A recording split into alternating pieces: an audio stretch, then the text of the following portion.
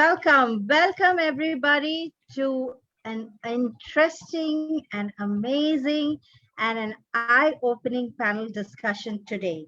Today, we are here because the Online Parenting Summit 2021 has brought all of us together, and as a series, a prelude to the actual summit, we are going to have a host of discussions. This is one of those discussions, and this discussion is going to be talking about dealing with homeschooling during lockdown by preventing parenting burnout. So I am your moderator, Vandana Joshil, and I welcome you all. Before we get into who the experts are and what the panelists are going to talk about, let me give you a brief background. So the pandemic has thrown many challenges at parents. If COVID-19 was not enough, they've also had to deal with working from home, lack of storage essentials, fear of even minor illnesses, school fees, kids' online education, and so much more. We all thought that this would end by 2020. Unfortunately, the lockdown and the pandemic and all the mayhem that has been associated with COVID has carried forward to 2021. And we are now looking at another year of homeschooling, online schooling, and all the challenges that come with it. What does it mean for a parent? It means a burnout, it means a meltdown, it means a tightrope walk. We all wanted to address this and so brought together four experts who have dealt with all of this over the past 1 year and continue to do so. Together, they will shine the light and show us the way forward. This discussion might ease our lives or maybe give us a perspective to deal with it better. But no matter what it does, it will surely be an eye opener. So let me quickly introduce the panelists to you. Joining us from the academic viewpoint are Dr. Kusum Kanwar and Mr. Aditya Tapadia. Dr. Kusum is a former high school principal, an childhood educationist, an edupreneur, social evangelist, multi-awardee and a trainer and a mentor. She works on the premise of mindfulness, innovation, and collaboration in education, beginning right from the early years. And through this lockdown, throughout the entire lockdown last year, she has kept her young students and their parents involved and engaged with games, activities, and more, all online. Joining her is Mr. Aditya Tapadia, who's the director of Jumpstart International Preschool and Learning Center.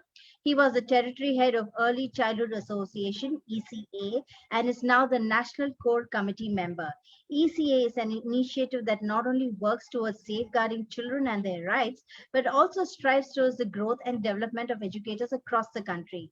He's also the founder of the Online Parenting Summit, the one that we are a prelude of, which is one of a kind summit having 40 plus speakers on a single platform, helping parents in redefining parenthood with sufficient and well curated resources and techniques, along with action oriented tools to engage their child, ensuring age appropriate development. Representing the parents is Prerna Wahi. She's an economist by education, a risk analyst by profession, and a writer by passion. She's an award-winning writer, blogger, and author. She owns PrernaVahi.com, where she publishes all her write-ups on parenting, relationships, and has celebrated 100-word stories giving out social messages. Completing this panel and bringing the perspective from a professional's angle is Riddhi Doshi Patel, a child psychologist, parenting counselor, and founder of Parent Tales. Parent Tales is a group where experts led by Riddhi Doshi Patel handhold parents of children aged between 0 to 10 years, because these are the formative years and the foundation to how children grow up to be. These experts handhold and help parents understand, work with, and connect better with their child and form a bond that is unbreakable and unshakable. Finally, I am your moderator for this session. I'm Vandana Joshil. I'm a storyteller, passionate writer, managing director of Lajja, and a very, very concerned parent myself. I now invite Aditya to give us an insight into the Online Parenting Summit and its aims before we get into the actual panel discussion. Over to you, Aditya. Thank you, Vandana. Before I just speaking, I would ask Suvarna to play a small video so that we can be briefed about this.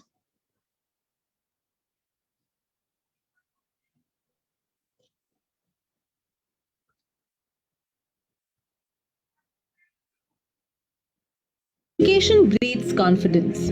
Confidence breeds hope. Hope breeds peace. As wisely said by Confucius, our reason to thrive is to make the world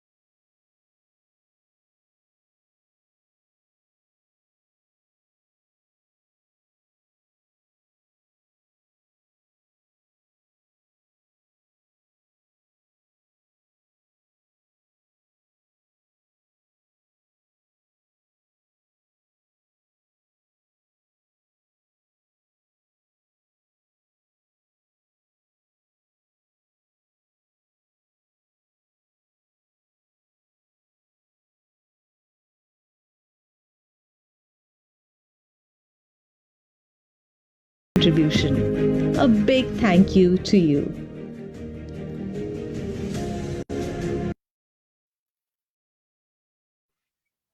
Thank you so much, Suvarna, for playing this video.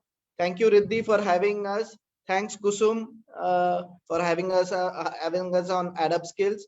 The idea of online parenting summit, like Vandana said, we were all expecting that 2020 would probably be the end of COVID, but definitely that's something which is not happening. And in this testing times, parents are going through such a crucial challenge where they have to work from home, at the same time make sure the child is not missing out on any of his developmental milestones. So in fact, parents are doubling up their responsibility as being parents as well as teachers.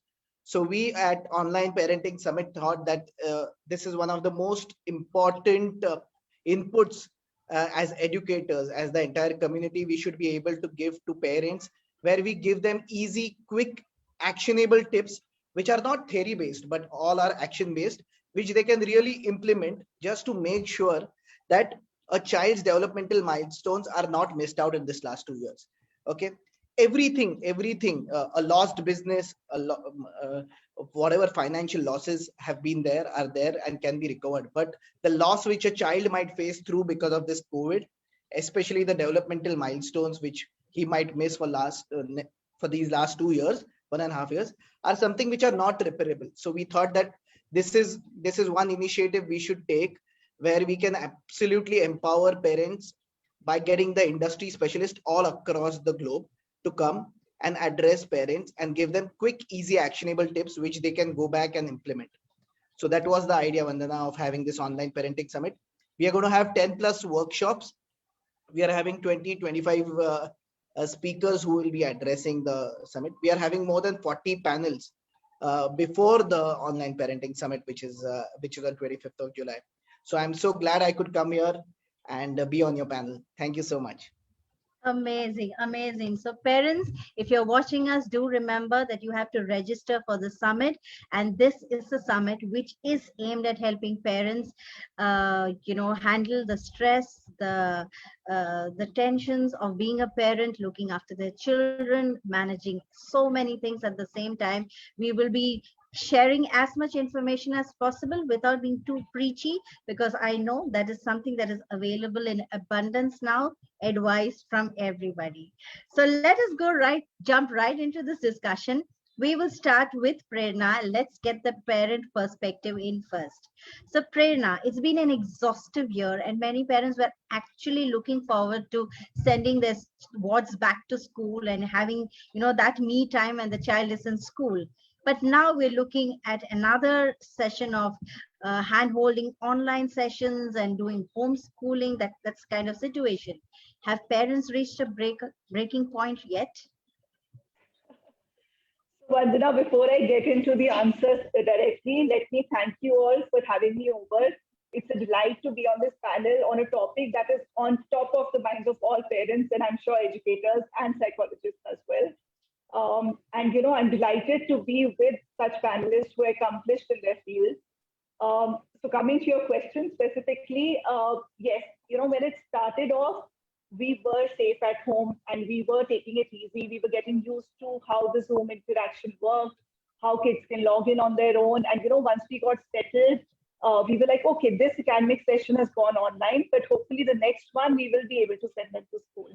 And then came April and it was a second wave and it was really worse. So I think more than us, the kids are also finding it difficult now. They are missing interacting with their peers. They are missing the social interaction that, really helped them. That was a large part of them growing up and learning the peer-to-peer interaction.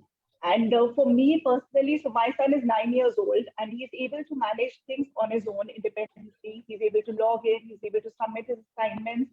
But I do see parents of young kids struggling, and I'm sure Dr. Kusum can add to that a lot more.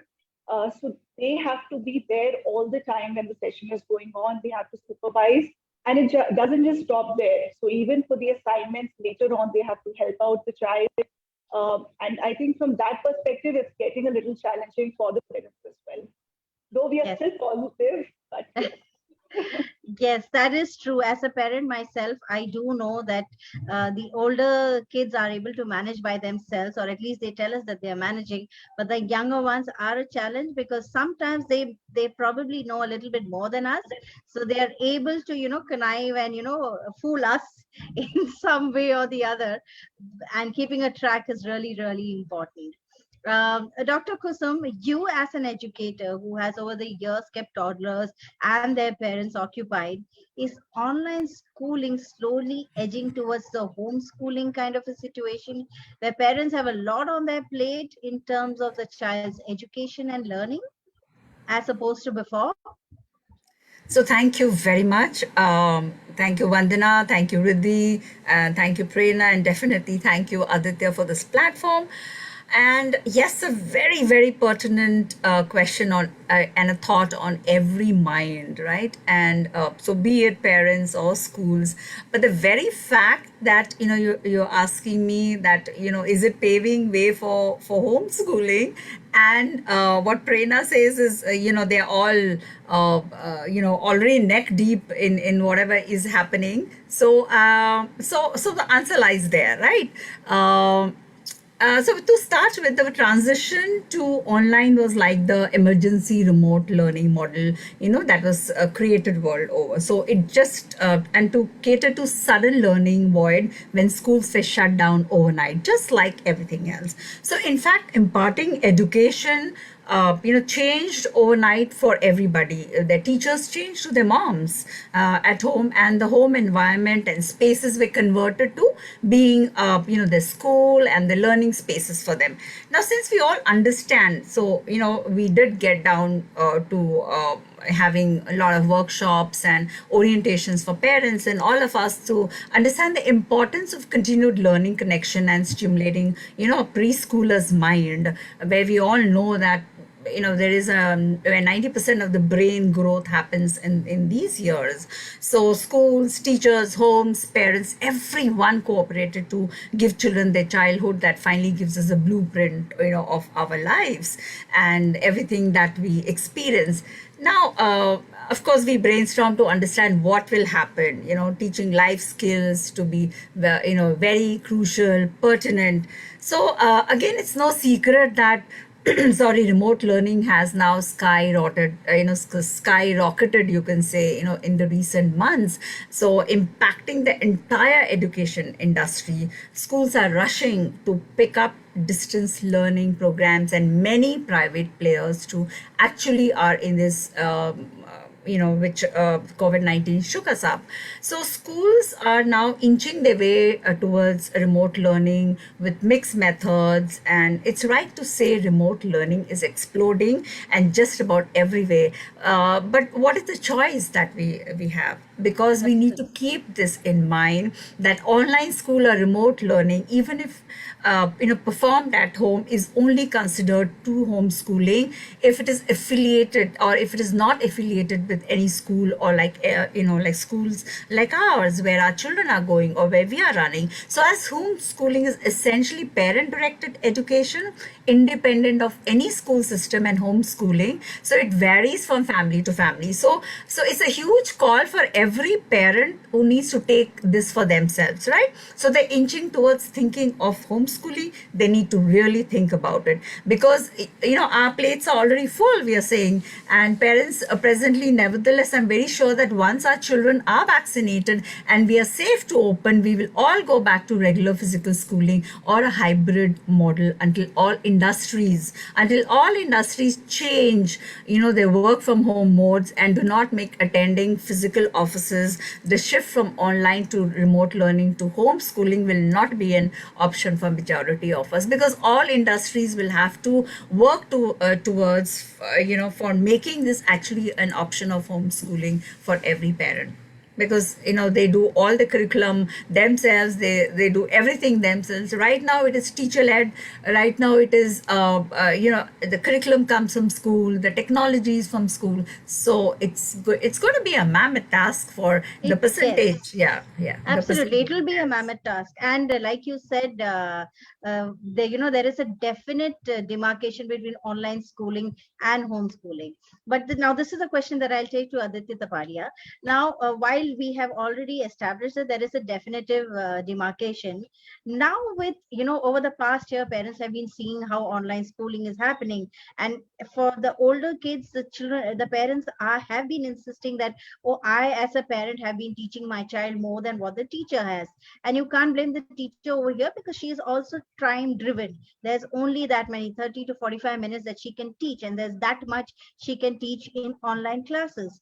So these lines are now fading, and parents have been they've had to sit back and figure out whether they need to be doing homeschooling or online schooling. So how do we struggle this struggle? How do we pack in so much time, in the limited time? Is the situation alarming? Do you think uh, online schooling will somewhere shift to homeschooling? Will that happen? I don't think that might happen, but definitely, like Kusum said, the hybrid model is here to stay. Okay, I think first what we really need to clearly identify and demarcate what is difference between online school and the home school. Okay, Absolutely. and online school is very clearly demarcated that you are outsourcing the teaching part to a third party, which is a school or an online school. Okay, Yes. and with homeschooling, like Kusum said, it is more parent driven, where parent actually sits in the driving seat and probably does he's completely involved. So in the current situation where both the parents are working, homeschooling doesn't seem to be a permanent solution, unless one of the parent decides that he wants to stay back home and probably focus on executing a homeschooling for his child. Then it is possible. But in the current setup where we have both parents working in a nuclear family, homeschooling doesn't seem to be a future. But definitely hybrid seems to be the way ahead, because as things open up slowly, few corporates have definitely realized that we don't require 100% of the staff coming in every day. So parents Yes. will be probably going to the office twice a week max, or 3 times a week, and probably the rest of the times they might be at home and can contribute in some of the child's activity or some of the teaching aspects. And I think that will be also a mix of homeschooling as well, as where a child goes to a school for a social development, and at home it's a parent led developmental activity that can arise. So there are a lot of options. We don't know what actually is right or wrong.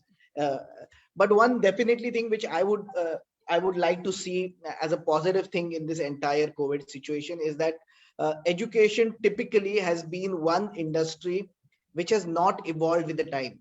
The cars which were there in 1900s and the cars which are here have evolved to a next level. Similarly, education has not really evolved. What we were learning in 70s and 60s is probably somewhat modified, but we are still were learning the same thing. But post COVID, the learning has completely changed. The entire education fraternity has changed. Within 1 year, each and every school, every institute on this planet has learned how to shift to online mode. What are the different ways of communication? In fact, a teacher is more of a content creator, is more of an actor now, and she exactly needs to know that if she's not able to engage with a child on a screen, a child's attention span is not going to be there.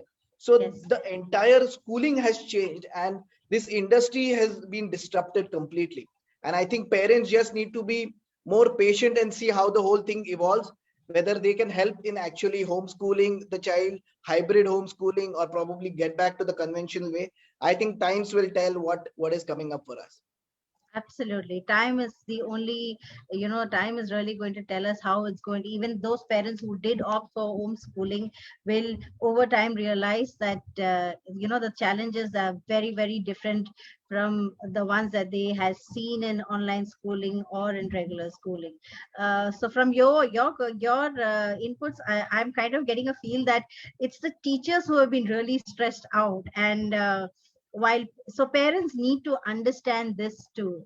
Riddhi, as someone who's been flooded with calls from parents and children, during this lockdown, you've been discussing this, and it's been sometimes amazing to know that kids themselves decide to pick up the phone and call you up and discuss their, deepest fears with you. So what has been the major pain point in all of this over the past 1 year, specifically in terms of schooling that children and parents have experienced?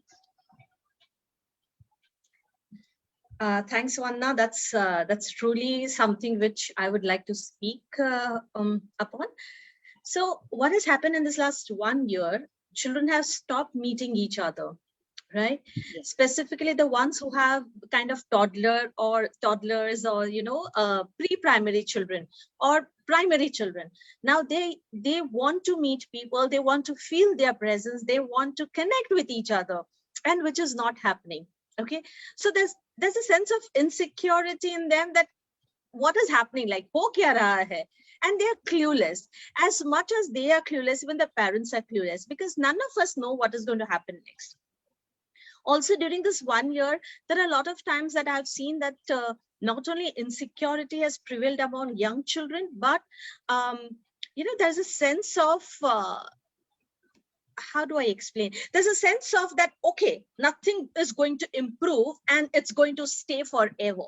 Okay, so they are not looking forward to any change, and they've accepted the fact, few of them have accepted in a very positive way because they have that positive environment in the house, but few of them feel that it's okay and yehi meri life hai kind of, and in this yehi meri life hai kind of, they've started settling and adjusting.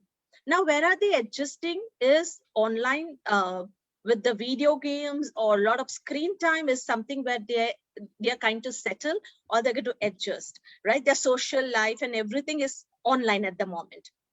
Yes. Now, it's not wrong to be online. It's not wrong to use the technology, but provided they understand that how it is supposed to be used, right? So currently the issues happening are they are turning more introvert. They don't want to share their emotions and feelings with people, right from a young child to a teen to a young adult. Everybody is kind of going loner. Ye meri life hai, ye main hu, bas khatam kind of, right? Also, I have seen that they are getting very anxious about what's next. What is going to happen when it comes to my admissions? What is going to happen? Would I be able to travel? Admissions mile hai, to traveling is not sure whether they can travel abroad, whether they can travel within India as well. So there's everything is kind of, they're clueless about it. So a lot of cases about insecurity, anxiety, couple of them are kind of panicking now, looking to the situation, right? And social skills among children is kind of zero. So now when people come to their place and they want to connect with people, they don't prefer talking. They would prefer sitting alone with the iPad or with a screen or probably television, but they don't want to talk. And unfortunately, books have replaced all these gadgets. If they're sitting with the book, I would be more than happy to see a child sitting with a book, but that's not happening, right? And it's other side. So it's kind of, they've accepted it, but they've accepted in a very negative way. I would say not every child. There are many children who are going really creative about the situation. They have been, along with the parents, they have done multiple things. They are very, they've started at a young age and entered the space of entrepreneurship. So that is also there. But there are few who are very much impacted. True. Impact has been seen. Taking forward what Riddhi was saying, Kusum, to you. Initially, I think when the online schooling started, parents at the start, to keep their children occupied, they also, jumped in really willingly into parent-child activities. This is specifically, I'm talking for the toddler, the early childhood education that we're talking about. So parents were also all gaga and they jumped right in to get their hands dirty and work with the children. But now, since we're talking about parenting burnout also, now over the past 1 year, patience has run dry. Parents don't have the kind of, mental conditioning now, where now parents want to get back into their work. And so now I've seen that when children want to get into some activities, parents are also not available. So how do we deal with that? As an educator, how would you deal with a parent who comes and says, I cannot do this project because I have my hands full with my own work? There are lots of ways of dealing with it. So let me tell you, we have not faced something like that because in my experience, there are far too many positive stories and perspectives that we share coming from parents. So how they learned the right technique and they use the home-based tools to teach their children as well. So it has been you can say how it's impacting them, it's empowering them because it's just that 1 hour, right? It's not that it's a whole day school for them. It's not 4 and 5 hours like it's in primary. So for preschoolers, this is still, it's lots of them have shared that along with our children, we are learning new things. So like new terms for them, like the 4 learning zones. So it's familiar to them because as we demarcated these zones of learning for teaching children at home, and we called it bringing kindergartens home, right? And so there was and is a continuous parent orientation given regarding the objectives behind each activity done by us. And and they all know that our early years focus has been or is always developmental goals. So if you ask any of our parents, they know this because early years need constant supervision, more social nourishment than academic nurturing, and we understand that, as Riddhi pointed out, that the social emotional learning is so important, and I am all about mindfulness and SEL skills that are there. Now the basic guideline techniques chalked out as we implemented the remote home-based learning was it was already a child teacher-child connection, parent-child interaction. So we said this is how we're going to work it out, child independent activities like doing yoga themselves, because we have an animal yoga, and that's where the child does everything himself or herself. The home chores also that the child could do with minimal help. So it's all about how we are working on their language skills,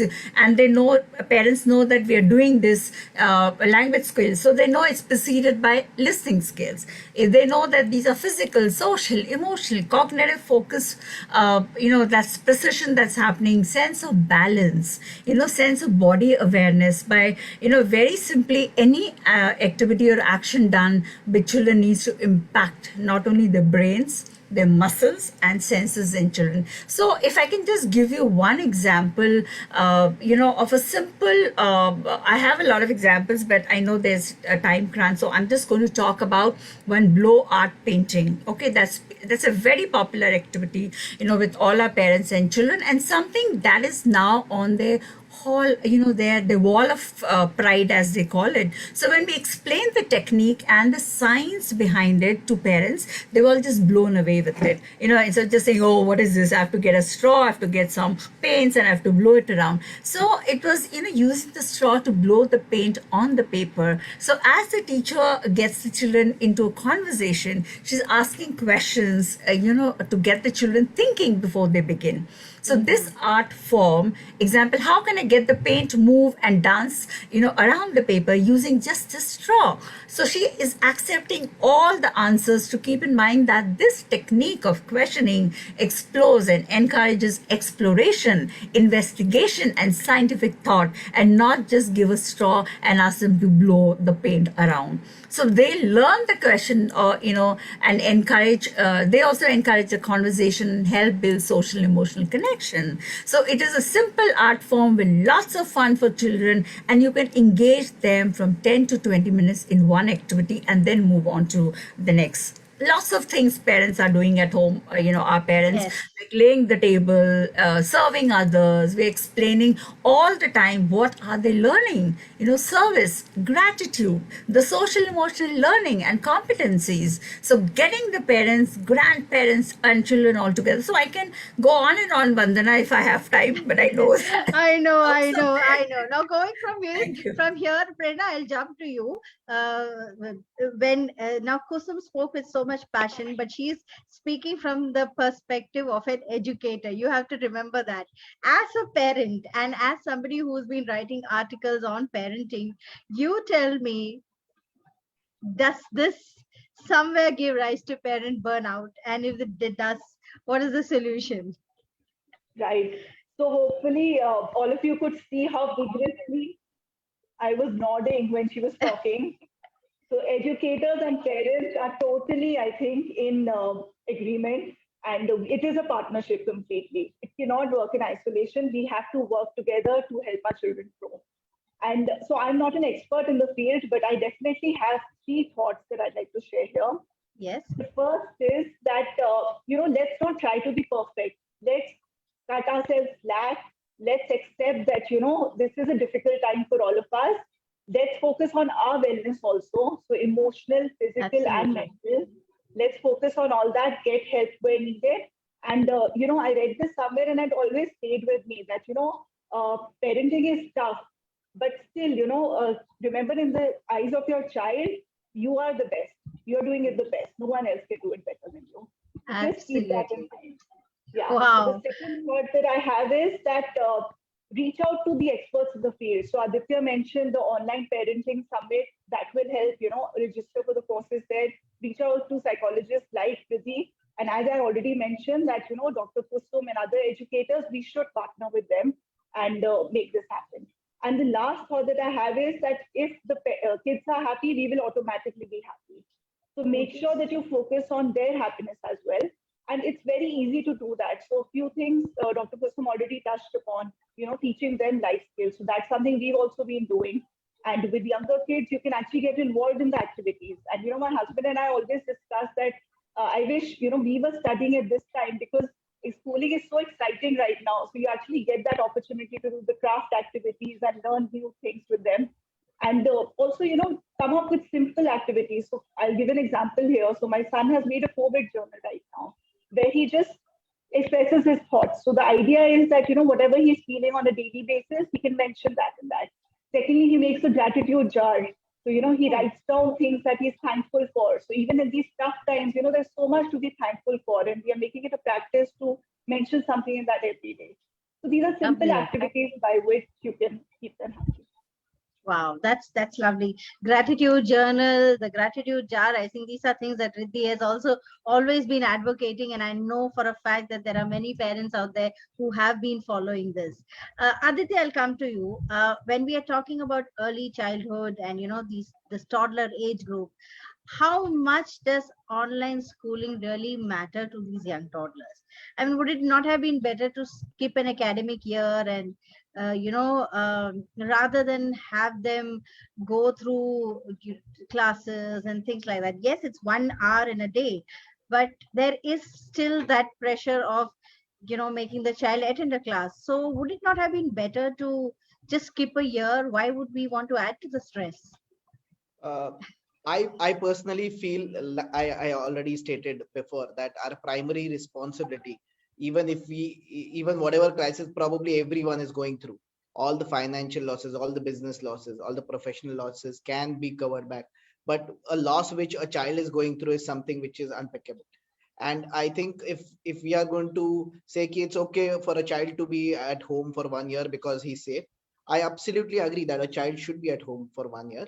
But does that mean that you don't invest time in his development? Definitely not. I think you definitely, probably you should learn yourself to homeschool a child. And if you don't have enough time to invest, then you should look for an online option which will help you to assist a child in his development. You cannot say कि oh, I'm already overloaded with work, it doesn't matter, बच्चा तो है, एक साल नहीं पढ़ेगा तो क्या होगा, हम तो ऐसे ही कुछ नहीं हुआ हमको, we are doing very well. I don't think that's the right answer. And I think it's very critical that all parents take the online schooling very seriously. I think last year was completely of a panic year where parents were like, a child is not sitting in front of a screen, so I might as well not put him into a school. Yes. All educational institutes saw a big drop in the numbers. Okay, but if you are entering into a second year, or if probably we are looking at a hybrid way of learning, you will have to get used to a way of teaching your child how to systematically learn online.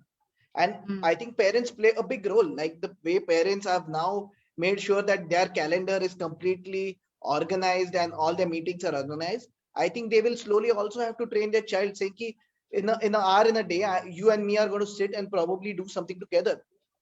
So I think, so my answer to this is we cannot skip a year, definitely. How to organize ourselves as parents and make sure that we come on a common term with our child is something we all need to really introspect and do it in your own Yes, space. yes, absolutely. Like all of you have been saying, last year we jumped right into online schooling without really being prepared. All of us were taken by surprise. We were all taken aback. And I think the teachers have been really struggling, but doing a brilliant job of managing with whatever resources they have had. As parents, yes, I think a lot of parents have questioned the need for online schooling. They have questioned the fees that schools have been imposing without really realizing that if you yourself cannot handle your child at home for the day, imagine how the teacher has been handling the child in school or in online classes. So I think, yes, this is somewhere where parents have to kind of introspect, retrospect, and really think of it from all, it has to be a holistic thinking. Riddhi, what is the impact of this online schooling and homeschooling that you see in children? Is there hope for the future for them? Is this the way forward? Or do children need to be made more aware? Will the conditioning change? What is your viewpoint? Absolutely. I personally feel that yes, children need to be made aware about the way forward, right? They need to get acquainted to the hybrid model, because probably in 8-9 months or probably a year, the school might start, but then it might be optional, for the parent to send the child or not to send the child. So I think, and when even COVID struck, Vandana, the children were the first to adapt to the situation. And while we say that it has really impacted them, but the ones who had a very strong support from the parents, the ones who had, kind of were spending time with the parents, have really lived this 1 year very beautifully, right? And that's actually what homeschooling is all about. Spending some quality time with your child, learning together, exploring things together. Okay, that's beautiful. Now let me share one example. It's my personal, but I would like people to know, because my child was already into, he's a young entrepreneur. He's just turned 10, and he started when he was 8. Now, recently, 2 months before, he said, "Mama, can I collaborate?" So when you understands this word from me, I have been using this word. Can I have a group of people, and can I start partnership, and can I create hampers for gifting? And that's when I had put up a post on Facebook. FB is the wrong word, Facebook. And I got around 6 parents, just connecting with me. Now, if a child and a parent is able to talk about their work, their mutual concerns, their quality time, their work profile, albeit age appropriate, that's a beautiful new version of mindset you are creating in the child. And there is no harm in a child exploring something which is worth exploring. Right now, a 10-year-old, there have been children who have associated with one who are 12 and 13, right? And they already have their brochure ready. Okay. Wow. So just imagine at 12 and 13, if the parents have really helped them to create a brochure of their products, have not much made them acquainted with video games, or just giving them screen that, okay, 2 ghante hai tere paas, tu dekh le. But when the parents have invested time in their children, I see children have been able to grow beautifully, right? And that's all about homeschooling. So I'm sure that this period has certainly given us a certain negative news, and it has impacted children. But the ones where they had support from parents, and when they had support from educators, like my little one's school teachers would kind of literally take initiative in each child, would ask, what did you do new this today? After a week, they would say, okay, what did you? This actually motivates the child to try their hands on something which is really new. So I personally feel that where educators and children parents are giving their time, the children have really excelled well. But the place where parents have not been able to give their quality time, or not been able to involve themselves, is where the children are really impacted. And that is, I would say, 60% of the current scenario is such. Yes. Unfortunately, yes. Like you said, Riddhi, I think quality time is what we are talking about here. So whether it is homeschooling, online schooling, hybrid schooling, or actual physical schooling, at the end of the day, it is a kind of quality time that the parent is able to give with the child, and the kind of quality interactions that they have, which is going to really make the big difference. Absolutely. So I would really like to share one example here of a parent, because every Wednesday I counsel around 1,700 parents over WhatsApp. And one of the parents yesterday, it was my turn, and she left a message for me in the group. She said, Riddhi, 1 saal ho gaya. You had given a lot of activities which are done. Now, tell us what to do next. So there are a set of parents who are constantly striving for something new, right? Yes. And I'm so glad that that parent asked me something like this. Absolutely. Absolutely. This has been a wonderful discussion. Just before we round up, let's quickly have, the last statements from all of us. Kusum, as an educator, what is the one help you seek from parents? Yeah, I would say just practice mindfulness. Yes, surely it will build them up for life to come. And this is critical for life success. And thank you for asking me that, because I'm doing mindfulness a lot now. So combination of me plus we, skills, that's emotional intelligence. What's happening to me? What's happening to the other? What's happening in my environment? And how am I impacting others in a certain environment, right? So firstly, always spotlighting play, because it should be a priority, as play builds the emotions leading to learning. Now, creating wonder around, I'm just so inspired to share this. And I remember Riddhi also sharing her son's, pictures on around the balconies and garden, and teach them seed germination. Children are explorers, growing their own microgreens, give them gives them a unique sense of achievement. It's nurturing, it's laying the seeds of innovation, it's creativity, wonder, appreciating life and growth.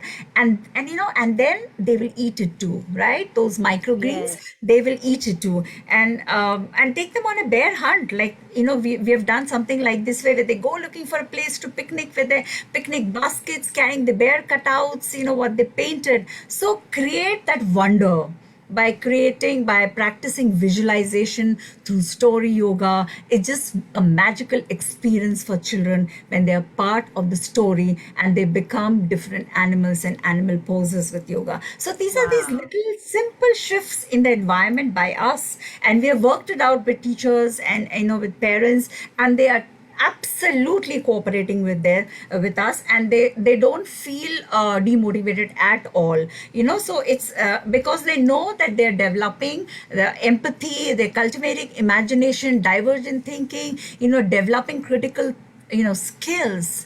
And that's the behind a wonder filled environment online. So please continue this journey, because we cannot pause learning for children. Thank you so much. Absolutely. Prerna, I'll come to you. As a parent, what is the one thing you want to tell educators? What is the support that you need from educators in this, you know, homeschooling, proxy homeschooling thing that's happening? So what do you want from educators? Right. So I think the educators already are doing a fabulous job. I really admire their patience and support. And as I mentioned, it is a partnership with them. A few areas where they can help us even more is that one is if they can spend some extra time with the student on a one-on-one basis to understand the emotional needs. So in a classroom setting, that is not always possible. And I know some schools are already doing that. So in my son's school, it happens once a week, the teacher spends time alone. So that really helps, because, you know, even though parents are trying their best, there are times when, you know, we are in our own, facing our own challenges, and we're not able to find those triggers and understand those needs. So that is one. And secondly, I think in addition to, you know, replicating the physical setup, they should also use more collaboration tools and engagement tools, like maybe fun games or something to make it more interactive for the students, because I think they're not as keen to ask questions in an online class as they were in a physical class. You know, just find ways to do that, encourage that a lot more. Yeah, that would help. Absolutely. Wow, that was great. Aditya, as someone who strives to redefine parenting and safeguard a child's childhood, what advice would you want to give to everyone watching us? So we have parents, students, children, educators, we have every stakeholder involved in a student's, in a child's development over here listening to us. So what is the advice that you would give to them? Perfect. Thanks, Vandana. My only advice to everyone is that past of parenting was different, and the future parenting is going to be different. I think we cannot measure our parenting styles by the way our parents or our earlier generation used to do. I think the styles, the situation has changed, and so does parenting has to change as well. So I think we are all embracing the new, and we need to just be very open and vocal about the way we are feeling and how a child is reacting. We all need to, there's no right or wrong. We just need to make sure that the way we are conducting ourselves with our child, whether it's appropriate for him or not, and whether it's going to be beneficial for him in the long term or not. And I think every parent is matured enough to evaluate that. If not, there are enough resources which are available. That's exactly the reason why we are hosting online parenting summit, is just for those parents who are still confused or are in a zone where they don't know whether whatever they are embracing is it the right thing or the wrong thing in the new. So that's the reason, the new parenting style which is evolving. Let us all embrace it together. Thank you, Vandana. Lovely. And finally, Riddhi, as a child psychologist and a parenting counselor, you have like a holistic overview of both sides of the coin, so to say. So what is your advice to those watching us? Just one sentence: be mindful in your communication with your children. Whether it's verbal or whether it's non-verbal, be very mindful, because there is a very thin line in instructing children and getting into the zone of parenting bully. Ensure that you don't cross that line. Instruct, but don't nag. So in short, be very mindful while you're connecting or, communicating with your children. That's very important. Very true. Very true. This was a lovely discussion, and I'm sure if this is how the panel discussion, the prelude to the summit is happening, I'm sure that the actual summit is going to be quite the makedar. So all Vandana, of you can I just add one bit? Yes, please. I personally would really like to congratulate Riddhi and Kusum, especially for the last entire year. The way you guys have been involved in the entire online, on all social digital medias possible. Trust me, it is the most difficult thing. It's actually conducting a classroom and probably talking to a child, physical child or a bunch of 20 kids is very different. The energy level is different. Yes. You can touch the child, you can actually interact with the child, and you being in front of a screen, you don't know whether child is listening to you, not listening to you, whether you're counseling. Riddhi is counseling 1700 parents every Wednesday. Can you imagine you're speaking to a screen every week after week without losing your cool and without getting demotivated? It's amazing. It's amazing. I think it's because of you people, it's going to be so amazing what we are embracing, the new parenting style, whatever is coming. I think you guys are really leading it up. Great. Congratulations. Great. Thank you. Thank you, Thank you. Aditya, for that. So all of you who've been listening to us and who have been, interested by this conversation, remember that you can and must attend the online parenting summit, which is which is from 25th June. Sorry, 25th July to 29th July. Registrations are free, so there is no commercials involved. Please register and be a part of this amazing discussion. You have 40 plus speakers, you have panel discussions, you have so much happening there. Please do register. To register, you can go to the onlineparentingsummit.com website, and all the details are over there. So with that, I think we will end this on a wonderful note. Thank you to Dr. Kusum for taking time out. Thank you, Riddhi, for sharing your wonderful insights. Thank you, Prerna, for being the voice for all of us parents out there.